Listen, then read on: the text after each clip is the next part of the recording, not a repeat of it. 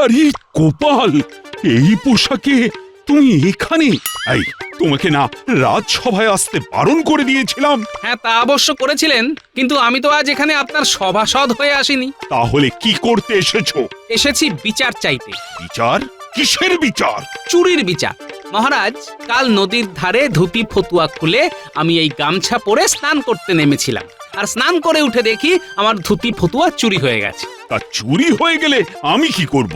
হয় চোর ধরে তার কাছ থেকে আমার ধুতি ফতুয়া উদ্ধার করে দেবেন, না হলে ক্ষতিপূরণ হিসাবে নতুন ফতুয়া ধুতি কিনে নেবেন। মামার বাড়ি যেন, হ্যাঁ? চুরি হলো তোমার আর কিনে দেব আমি? তাহলে পেয়াদা পাঠিয়ে চোর ধরে আনুন। সেটাও সম্ভব নয়। তুমি এখন আসতে পারো গোপাল। সেটা বললে তো শুনছি না মন্ত্রী মশাই। যতদিন না আমি আমার ধুতি ফতুয়া ফিরে পাচ্ছি, ততদিন আমি এইভাবে এইখানে এই গামছা পরে দাঁড়িয়ে থাকবো। সব সময় গলায় একটা গামছা ঝুলিয়ে ঘুরে বেড়ায়, দেখে মনে হয় যেন গামছার চলমান বিজ্ঞাপন। হ্যাঁ, আহ আহ আহ আহ। দেখুন মন্ত্রী মশাই, আমি সব জানতা কিনা জানি না, আর আচার আচরণও সেটা কখনো প্রকাশও করি না, কিন্তু আমার গলার গামছা নিয়ে আপনার কি কোনো আপত্তি আছে? মন্ত্রীর না থাকলেও আমার আছে। কেন মহারাজ? আবার জিজ্ঞাসা করছো কেন? আরে, রাজসভার চারদিকটা একবার ভালো করে চোখ ঘুরিয়ে দেখো তো। হ্যাঁ মহারাজ, দেখেছি। কি দেখলে? নতুন কিছুই নয়। পোশাকগুলোর দিকে তোমার নজর পড়লো না? কি করে পড়বে মহারাজ? আসলে গোপালের নজর যে বড় ছোট। আহ, এটা অবশ্য তুমি ঠিক কথাই বলেছ মন্ত্রী। আটপৌরে খেটে ধুতি, কম দামি ফতুয়া আর গলায় গামছা ঝুলিয়ে নিত্যদিন রাজসভায় আসো। লজ্জায় একেবারে মাথা কাটা যায় আমার। আচ্ছা গোপাল, এরকম পোশাক পরতে তোমার রুচিতে বাধে না? কেন বাঁধবে মহারাজ? আসলে এরকম পোশাক কখনো পরেননি তো, তাই বুঝতে পারছেন না এই হালকা পোশাকে কত আরাম। হ্যাঁ, এই পোশাকে আরাম? আরাম নয়, পাতলা ফতুয়া দিয়ে ফুরফুর করে হাওয়া ঢোকে, তাই গরম লাগে না। এদিকে এই যে খেটে ধুতি, বর্ষাকালে পথে ঘাটে জল জমলে টুক করে শুধু গুটিয়ে নাও, ব্যাস, কাদা লাগার ভয় নেই। আর গলার ওই গামছা? চড়া রোদ উঠলে পাট করে মাথায় চাপা দাও, ছাতা লাগবে না। আর ঝপ করে বৃষ্টি এসে সারা শরীর ভিজিয়ে দিলে চট করে গামছা দিয়ে মুছে নাও, কত আরাম। ওসব আরাম হারাম আমি বুঝি না। কাল থেকে তোমায় ঝকঝকে পোশাক পরে রাজসভায় আসতে হবে। ধরে নাও, এটা আমার আদেশ। পারবো না মহারাজ। এই, আমার মুখের ওপর এত বড় কথা? কত বড় দুঃসাহস! হ্যাঁ, ঠিক আছে, ঠিক আছে। আমার আদেশ মতো পোশাক যতদিন না পরে আসতে পারবে, ততদিন আর রাজসভা মুখ হবে না।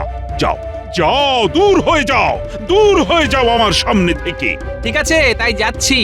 তবে যাবার সময় বলে যাই মহারাজ, আজ আমার যে পোশাক নিয়ে নিন্দেমন্দ করছেন, একদিন হয়তো সেই পোশাকেরই গুণগান করতে হবে আপনাকে।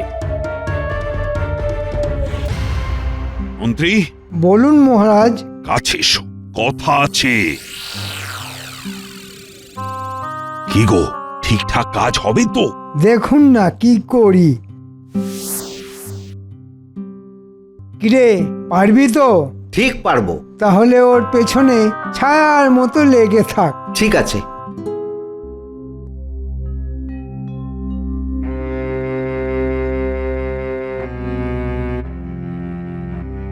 কি গো, রাজসভায় গেলে আর চলে এলে?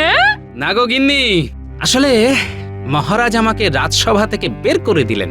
ও মা, সে কি কথা গো? কথা নেই বার্তা নেই, হঠাৎ বলে কিনা কাল থেকে আমাকে জবরজং পোশাক পরে রাজসভায় যেতে হবে। সে কি, কেন? আমার এই পোশাকের জন্য নাকি মহারাজের মাথা কাটা যায়। যত সব! তুমি কি ওইসব জড়ি টড়ি দিয়ে?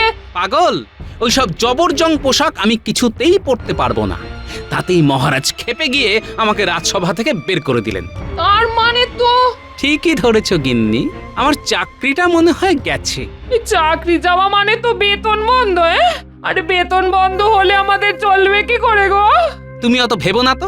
আরে কয় বিঘা জমি তো আছে নাকি, সেই জমিতে চাষ করে খাবো। তুমি পারবে? ঠিক পারবো। এতদিন মাথার কাজ করেছি, এবার না হয় খাটুনির কাজ করব। কোনো কাজই ছোট নয়, বুঝলে?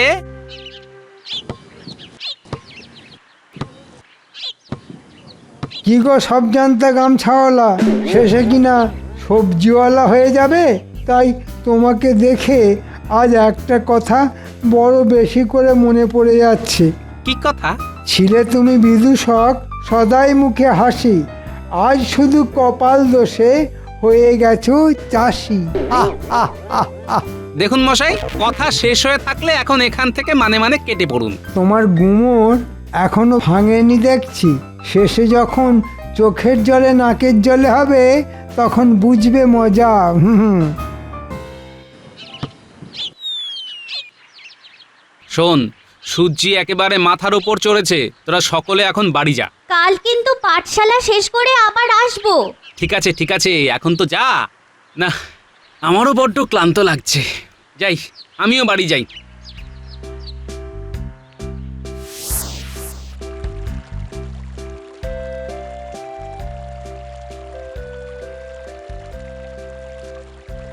বাহ, কি সুন্দর তকতকে জল।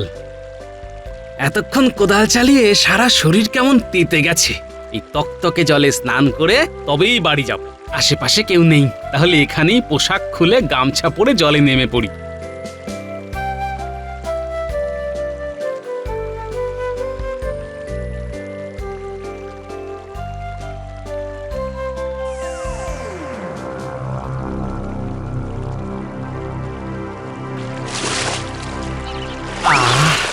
কি ঠান্ডা জল, টলটলে জলে থলথলে ভুঁড়িটা ডুবিয়ে কি আরাম। আহা, এ কি? এলে, আমার ধুতি ফতুয়া কোথায় গেল? কে নিল? মনে হচ্ছে কোনো বদমাশ আমাকে জব্দ করার জন্য ধুতি ফতুয়া নিয়ে পালিয়ে গেছে। ঠিক আছে, তাতে আমার ভারী বইই গেল। ধুতি ফতুয়া গেছে তো কি হয়েছে, পরনের গামছাটা তো আছে, এটা পরেই বাড়ি চলে যাব।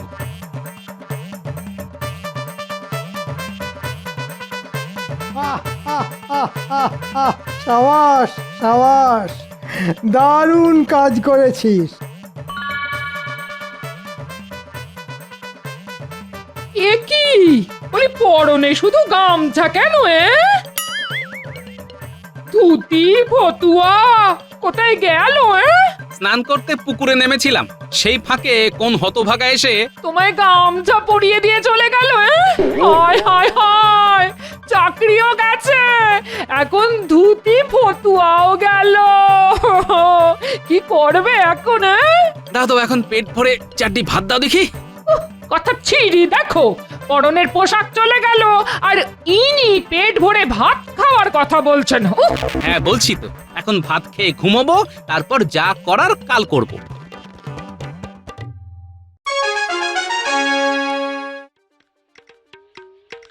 আরে গোপাল, এই পোশাকে তুমি এখানে?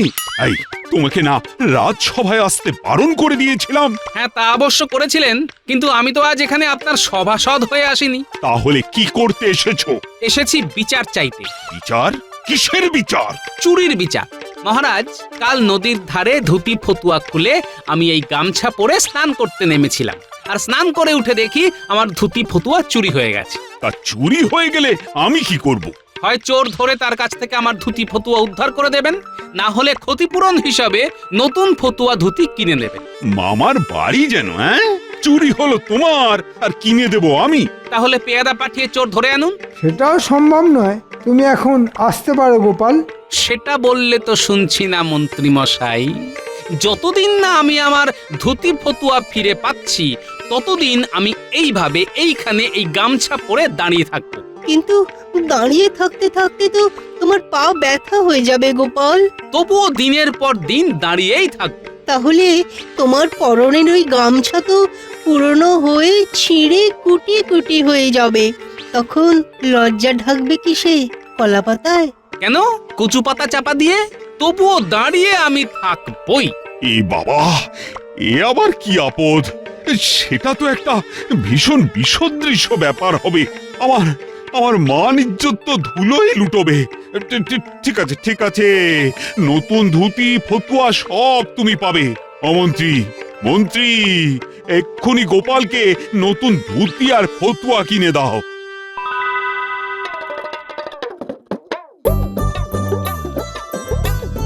গিন্নি, ও গিন্নি, আরে কোথায় গেলে গো? ও মা গো, গেলে শুধু গামছা পরে আর ফিরে এলে নতুন ধুতি ফতুয়া পরে? কে দিল? গামছা পরে সোজা চলে গেলাম রাজসভায়। আর রাজসভার মধ্যে আমার সেই অর্ধ উলঙ্গ রূপ দেখে মহারাজ কিনে দিতে বাধ্য হলেন। বাবা, আমি হলাম গোপাল ভাঁড়, আমাকে জব্দ করা অত সহজ নয়। দাও দাও দাও দাও দাও, ভাত দাও, ভাত দাও, বড্ড খিদে পেয়েছে। মহারাজ, এটা কিন্তু আপনি ঠিক করছেন না। কে কি পোশাক পরবে সেটা তার নিজের ব্যাপার। এই নিয়ে গোপালের সঙ্গে বিবাদ করাটা কিন্তু মোটেও উচিত নয়। একদিনের জন্যও অন্তত ঝকঝকে পোশাক পরে রাজসভায় আসতে তো পারতো। তবে গোপাল রাজসভায় না এলে আপনারই কিন্তু ক্ষতি হবে, এই আমি বলে দিলাম। জ্বলে যাচ্ছে উজি, জ্বলে যাচ্ছে, আমার সর্বাঙ্গ জ্বলে যাচ্ছে। কেন কেন জাহাপানা, কেন জ্বলে যাচ্ছে কেন? রাগে উজি, রাগে। ও রাগে? কার ওপর রাগে জাহাপানা? একবার শুধু মুখ দিয়ে তার নামটা প্রকাশ করুন, তলোয়ারের এক কোপে যদি তার ঘাড় থেকে মাথা আলাদা করে না দিয়েছি তো। আরে দূর, অন্য কারোর ওপর নয়, রাগ হচ্ছে আমার নিজের ওপর। কেন কেন জাহাপানা, নিজের ওপর কেন রাগ হচ্ছে? হ্যাঁ, নিজের ওপর রাগ হচ্ছে কেন? বুঝবো, আবার জিজ্ঞেস করছো কেন?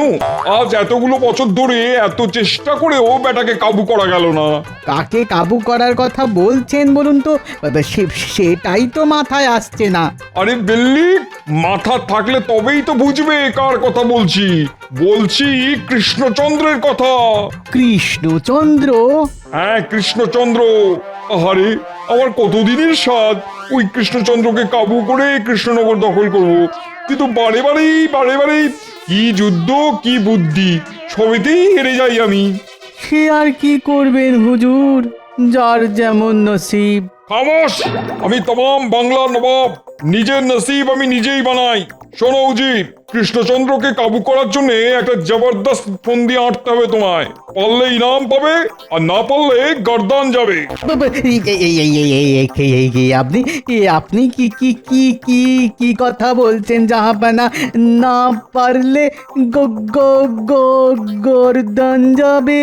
হ্যাঁ, গর্দান নিয়ে গুম করে দেবো তোমায়। ইয়াল্লা, মাথায় এসে গেছে। কি?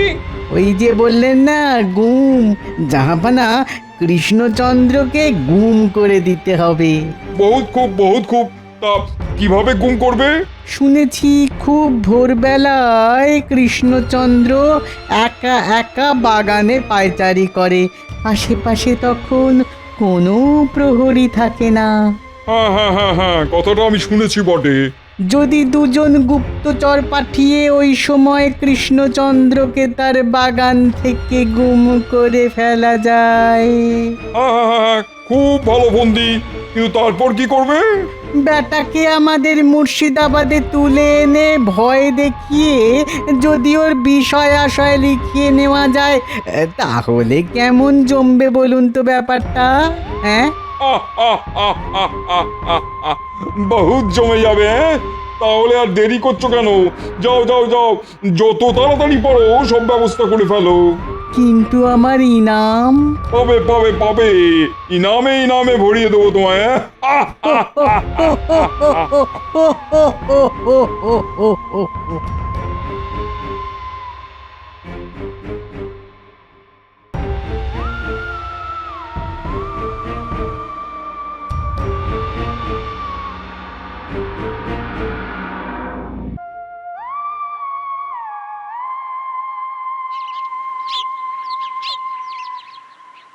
বুঝলি পুঁটি, কদিনের মধ্যে মাটি কুপিয়ে আজ বীজ ছড়িয়ে দিলাম। এরপর দেখবি কেমন তরতর করে গজিয়ে উঠবে গাছ। তারপর সে গাছে ফল ধরবে। আর সেই ফল বড় হলে বাজারে গিয়ে বিক্রি করে আসবো। তখন আমার দুঃখের দিন শেষ হয়ে যাবে। এখন চল চল, বীজ ছড়ানো হয়ে গেছে, এখন বাড়ি গিয়ে নাওয়া খাওয়া সেরে নিতে হবে। চল।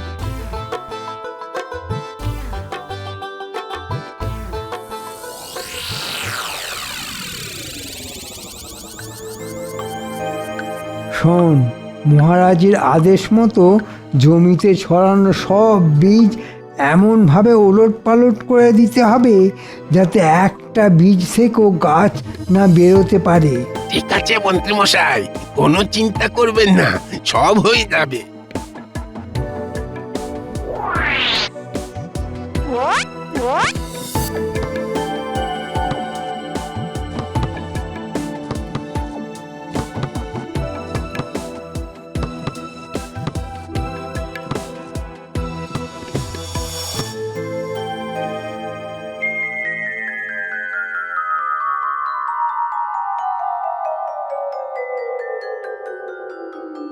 এ কি, জমির এই অবস্থা হলো কি করে?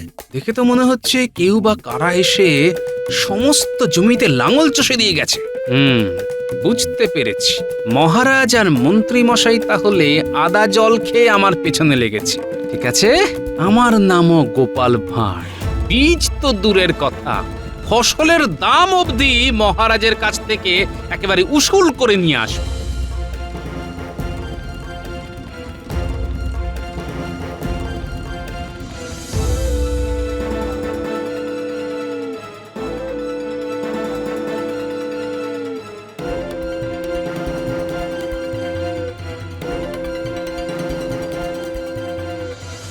কি ব্যাপার, পথ আটকে দাঁড়ালে কেন? রাজবাড়ির ভেতরে ঢোকা কিংবা রাজসভায় যাওয়া তোমার বারণ আছে। তাই নাকি? তা কার আদেশে? মহারাজ আর মন্ত্রী মশাইয়ের আদেশ। তার মানে আটঘাট বেঁধেই সব করা হচ্ছে। আচ্ছা ঠিক আছে, আমি তাহলে ফিরেই যাচ্ছি। আমাদের কোনো দোষ নিও না গোপাল দাদা। না না, তোমরা আর কি করবে? তোমরা তো সব হুকুমের দাস।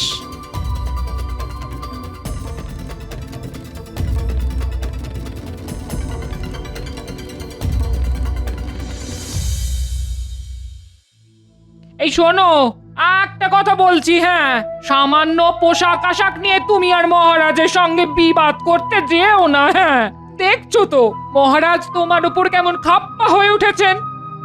রাজবাড়ির চাকরিটাও তো প্রায় গেছেই, তার উপর চাষবাস করে যে একটু করে কমবে খাবে, তার সব উপায় এক এক করে বন্ধ হয়ে যাচ্ছে গো। তা তুমি কি করতে বলো আমায়? বলছি কি, মহারাজের কথা মেনে তার পছন্দের পোশাকই না হয় পরো। অসম্ভব! কারো অন্যায় আবদার মেনে নিজের পছন্দের পোশাক আমি কোনো মতেই পাল্টাতে পারবো না। এই আমার শেষ কথা, ব্যাস। এই দেখো, দুম করে রেগে গিয়ে ঘর থেকে বেরিয়ে চলে গেল। হায় ভগবান, এই গোয়ার গোবিন্দ মানুষটাকে নিয়ে যে আমি কি করি। হায় ভগবান।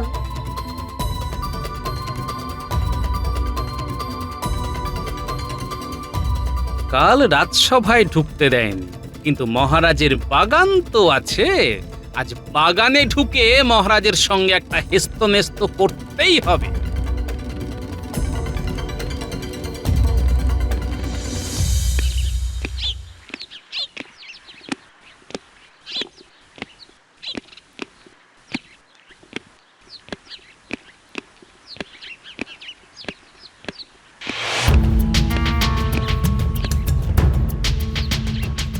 কে কে কে কে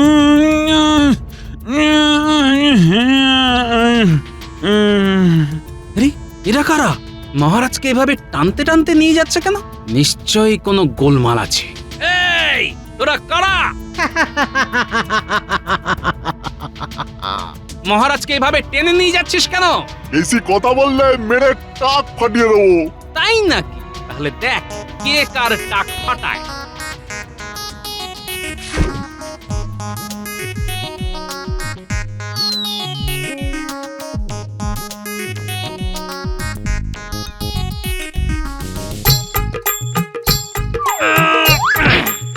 বাপরে বাপ! ওরে ওরে বাবা রে, নাক পেটে গেল, নাক পেটে গেল। ও ও ও ও ও। রক্ষী, রক্ষী, রক্ষী, এক্ষুনি এই বদমাস দুটোকে দড়ি দিয়ে বেঁধে ফেল।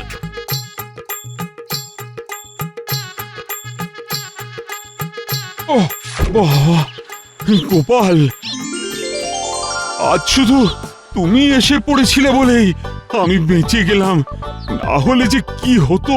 কিন্তু এদেরকে পাঠিয়েছে বলো তো? কিরে বেটারা, তোদের কে পাঠিয়েছে বল, বল। না বললে কিন্তু না না, আমাকে মেরো না, আমাকে মেরো না। আর এক লাগলে সব ফুটি বাটা হয়ে মরে যাব। আর মেরো না, মেরো না, মেরো না, মেরো না। তাহলে বল কে পাঠিয়েছে। মুর্শিদাবাদে, মুর্শিদাবাদে নবাব। নবাব? যাও, এদের কারাগারে নিয়ে যাও, তারপর আচ্ছা করে থেতো করে এদের আবার নবাবের কাছে পাঠিয়ে দেব। শোন বেটারা, তোদের নবাবকে গিয়ে বলবি এই গোপাল যতদিন বেঁচে আছে ততদিন মহারাজের কোনো ক্ষতি করা ওই বুড়ো নবাবের পক্ষে সম্ভব নয়। যাও, নিয়ে যাও এদের। গোপাল, গোপাল, কি কি বলে যে তোমায় ধন্যবাদ দেব? আমায় ধন্যবাদ দিতে হবে না মহারাজ, ধন্যবাদ দিন আমার পোশাককে, বিশেষ করে আমার এই গামছাকে। মহারাজ, এই গামছা দিয়ে যেমন গা মোছা যায়, গলায় ঝোলালে যেমন মনে হয় উড়নি, তেমনি এর এক প্রান্তে ইট বেঁধে নিলে এটা হয়ে যায় ভীমের গদা। গোপাল, আজ আমি বুঝতে পেরেছি তোমার পোশাক নিয়ে অপমান করাটা কত বড় অন্যায় হয়েছে আমার। না না না, তুমি তুমি এই পোশাকেই আবার আজ থেকে রাজসভায় এসো। আর আপনার ওই মন্ত্রী আমাকে সবজান্তা গামছাওয়ালা বললে? কানটি মূলে রাজসভা থেকে দূর করে দেব।